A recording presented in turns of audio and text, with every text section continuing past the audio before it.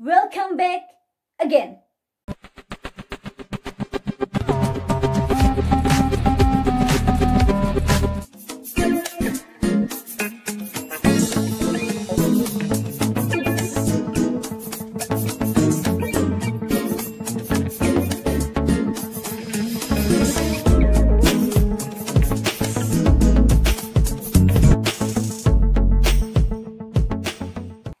Balik lagi sama aku Amelia di sini, dan tentu saja aku akan membagikan informasi seputar kesehatan kepada kalian, tentu aja sesuai dengan apa yang udah aku bahas di video sebelumnya juga. Ini berlanjut ke sini ya.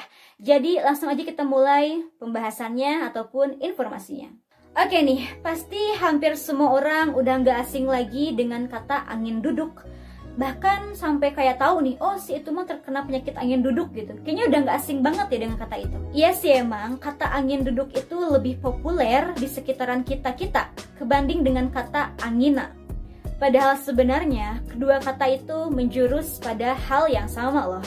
Angina atau juga yang disebut ataupun lebih akrabnya lagi dipanggil dengan angin duduk, keduanya sama-sama mengarah pada penyakit jantung.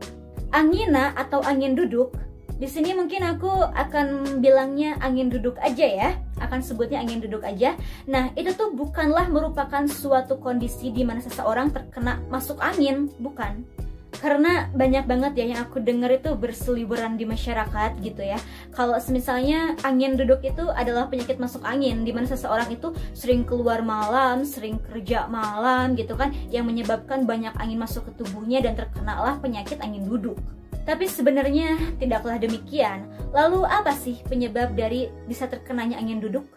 Penyebab seseorang bisa terkena angin duduk yakni adanya gumpalan darah yang membentuk plak di dalam arteri yang membuat arteri tersumbat. Dan si gumpalan ini bisa terbentuk, lalu terurai, lalu terbentuk lagi. Nah, gumpalan darah inilah yang jika tidak segera untuk ditangani ataupun diatasi, maka akan semakin membesar dan akan menyumbat arteri, sehingga menyebabkan penyakit jantung.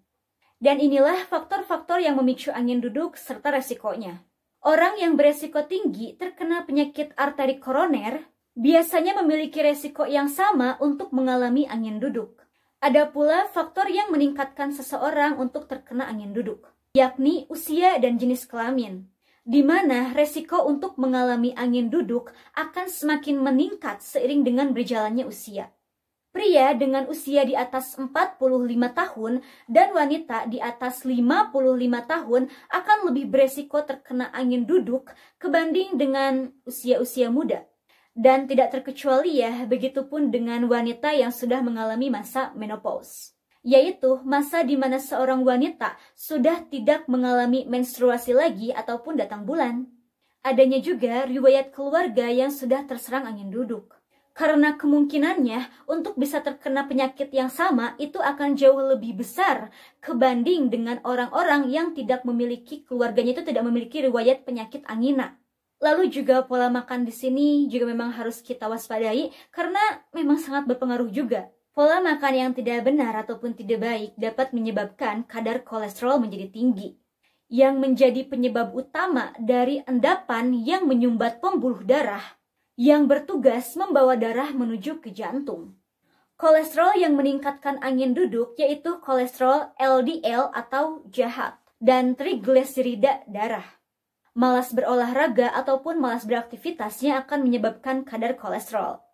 Dan tentu juga kebiasaan merokok bisa merusak dinding arteri jantung bagian dalam, yang dimana tentu akan mengakibatkan fungsi jantung terganggu, yang membuat kolesterol itu mengendap dan menghambat aliran darah.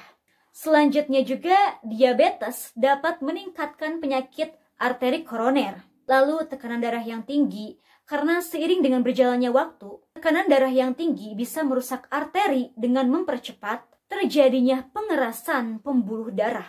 Dan tentu juga obesitas, serta aktivitas fisik yang terlalu berat ataupun yang berlebihan. Jika seseorang mengalami obesitas atau kelebihan berat badan, maka tekanan darah di dalam tubuh cenderung meningkat.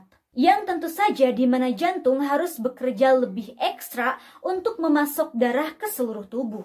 Nah, sekarang aku akan menjelaskan beberapa jenis dan berbagai penyebab terjadinya angin duduk serta pastinya sesuai jenisnya ya. Yang pertama tentu saja ada angina stabil atau angina pectoris. Kebanyakan kasus dari seseorang yang terkena angin duduk itu sering dianggap sama dengan angina stabil. Padahal jenis angina stabil ini hanyalah ataupun merupakan salah satu jenis dari jenis angina yang lainnya. Jenis yang satu ini sering ditandai dengan adanya rasa nyeri yang tiba-tiba di bagian dada. Angina pectoris ini terjadi ketika jantung tidak memperoleh pasokan oksigen. Dan ya, tentu saja jantung harus bekerja lebih keras saat kita beraktivitas. Yang kedua ada disebut sebagai angina tidak stabil. Disebabkan oleh adanya penyumbatan plak pada pembuluh darah. Yang dimana mengakibatkan aliran darah menuju ke jantung itu berkurang. Sehingga darah akan membeku dan menggumpal. Dan plak tersebut bisa saja pecah nantinya dan menimbulkan luka pada pembuluh darah. Sehingga darah nantinya tentu saja akan menggumpal. Dan tentu saja ya, jenis angina yang satu ini jauh lebih parah kebanding dengan angina yang stabil, angina yang pertama tadi. Yang ketiga, tentu ada angina fringe metal atau angina varian. Terjadinya penyempitan pada arteri koroner akibat spasme. Yang ditandai dengan mengencangnya otot jantung secara tiba-tiba yang akan membuat seseorang merasa kesakitan. Angina jenis ini bisa terjadi kapan saja, di mana saja, entah tengah beraktivitas maupun tengah beristirahat. Dan yang keempat ada angina mikrovaskular. Disebabkan oleh penyakit koroner miskovaskuler atau miskovaskular disease MVD. Yakni penyakit jantung yang berpengaruh pada pembuluh darah arteri koroner terkecil di dalam jantung. Jenis yang satu ini biasanya terjadi di saat seseorang tengah aktif bergerak atau tengah melakukan aktivitas pada umumnya. Serta dapat terjadi juga pada seseorang yang mengalami gangguan emosional seperti kayak mudah terkejut, marah-marah, sedih, dan sebagainya. Nah, sekarang saatnya masuk ke pertanyaan, lalu bagaimana sih cara untuk menangani angin duduk di rumah? Oke, tipsnya adalah yang pertama, turunkan berat badan dan konsumsi makanan yang sehat. Jika kalian rasa berat badannya kalian itu sudah terlalu over atau sudah dalam masuk kategori obesitas, maka mau tidak mau dan harus kalian untuk bisa melakukan penurunan berat badan. Kedua, lakukanlah olahraga. Setidaknya lakukan olahraga sekitar 2-3 kali dalam 1 minggu. Tapi di sini lakukannya tuh olahraga-olahraga yang ringan aja dan dalam bentuk yang wajar. Jika memang seseorang itu sudah mempunyai ataupun sudah terkena penyakit angin duduk, maka kalian tidak diharuskan untuk melakukan olahraga yang sangat ekstrim atau olahraga yang berat sekalipun. Jangan, kalian cukup melakukan olahraga yang ringan-ringan aja dan juga dalam kadar tertentu aja gitu ya. Yang ketiga, hindari atau berhenti merokok sebisa mungkin. Nah, jika seseorang ataupun di keluarga kalian ada yang terkena heart attack gitu ataupun serangan jantung mendadak, maka kalian bisa melakukan poin-poin ini. Pertama, lepaskanlah pakaian yang ketat. Jika semisalnya si seseorang yang terkena serangan jantung mendadak itu dia menggunakan pakaian yang berkancing, maka cukup buka saja kancingnya. Jangan sampai ketat gitu, jangan sampai tubuhnya itu terlalu erat gitu ya. Kedua, yang paling penting tentu saja sudah aku bilang lagi kan di video sebelumnya juga bahwa harus selalu menyediakan obat-obatan. Jika memang seseorang di keluarga kalian itu mempunyai masalah jantung, maka di sini kalian harus selalu stok obat-obat jantungnya.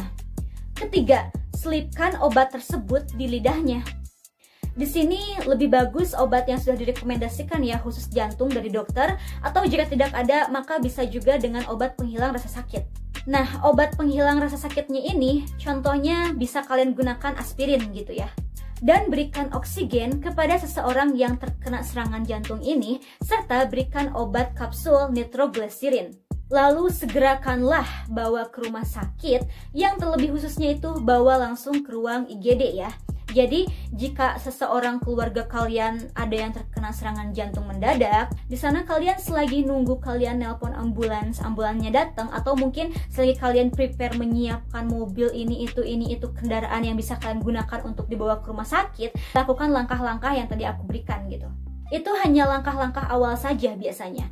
Jika memang si penderitanya itu tidak terlalu mengkhawatirkan ataupun tidak terlalu parah sakitnya, itu hanya dalam beberapa waktu saja bisa mulai mereda.